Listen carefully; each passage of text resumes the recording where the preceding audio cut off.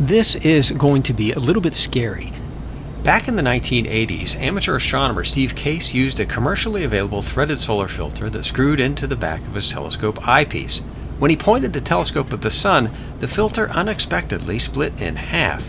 Fortunately, he hadn't put his eye up to the eyepiece yet. Now, throughout the past century, some people have not been that lucky.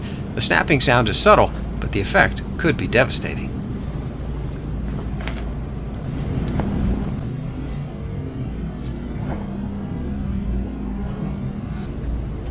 Whoa. Look at how much fluorescent light this cracked solar filter is letting through. Now imagine if the light source was the full power of the sun and your poor eye was sitting just downstream of it. So why did this happen? Why did this glass solar filter crack, allowing blinding sunlight to come streaming through? Well, it has to do with the incredible amount of energy that the sun puts out. Despite being 93 million miles away, the energy density hitting the Earth's surface is still about 1,000 watts per square meter. And here at the front of this telescope, this 3.5-inch lens captures hundreds, sometimes thousands of times more of the sun's energy than your pupil does. And that big lens focuses all that energy down here at the back of the telescope, which is right where this eyepiece solar filter combo is. Now, because this lens up front is effectively a giant magnifying glass, I think we've all seen the result of what happens when you focus strong sunlight into a sharp point. Except, of course, in a telescope, the final destination of that sharp point is right where your eye would be. Now, as you saw at the beginning of the video, it takes very little time for this 3.5-inch lens to generate enough heat to crack this glass disc. There's no way to predict if or when it'll happen, and that's exactly what makes these threaded solar filters so dangerous. It only takes a very brief exposure from the light streaming through here to cause damage to your eye that's called solar retinopathy, and very oftentimes it's not reversible. To get a handle on the heat load that this is experienced, I did use a remote thermometer, and I took a reading off of this, and at one point it was reading 326 degrees Fahrenheit. That much heat on this little thin disc was simply too much for it to handle.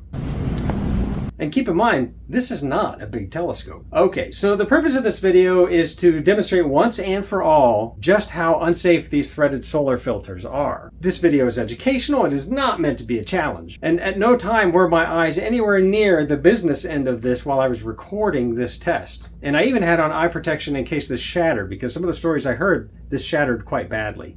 So with all the solar excitement coming up soon, what can you do to be safe? Well, most importantly, do not use these threaded solar filters that go into the eyepieces. If you have one, destroy it so nobody else can ever accidentally use it.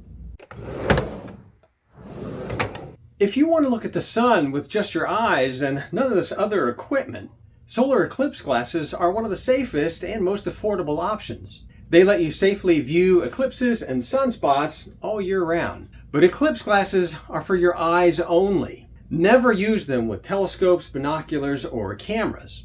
That's because eclipse glasses cannot handle the intense sunlight that comes out of telescopes, binoculars, or cameras. Of course, this assumes that they aren't damaged or defective. Before you use them, check out my safety video that I have. I'll put a link down below in the description box. If you want a magnified view through a telescope, well, that's a very different situation that requires some slightly more expensive specialized equipment. I must point out again that you should never use solar eclipse glasses in any combination with telescopes, binoculars, or cameras. One safe way to use a telescope for solar viewing is with a proper front-mounted solar filter designed for your telescope that fits over the front of the telescope. Here's an example of one of those. These typically stop about 99.99% of the light entering your telescope in the first place. Of course, there's one top tip. If you are going to use a telescope in any aspect of solar viewing, make sure to put the caps back on the viewfinder, because this is really just a small telescope, but a lot of people forget this, and then they suddenly get, surprised when there's this sharp beam of light coming out the back end of it. Now, a common question is, why is it safe to put a filter on the front but not on the back? And that's a fair question.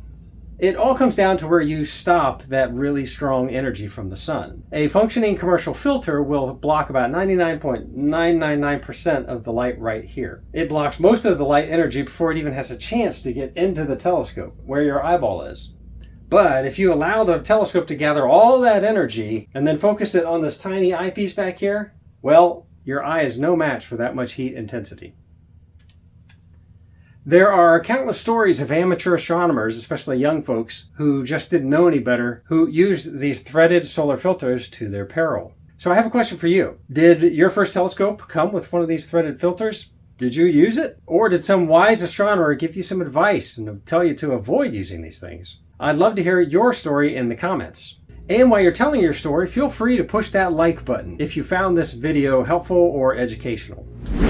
Thanks for watching, everybody, and stay safe this solar season. Oh, and I think you might like these two related videos.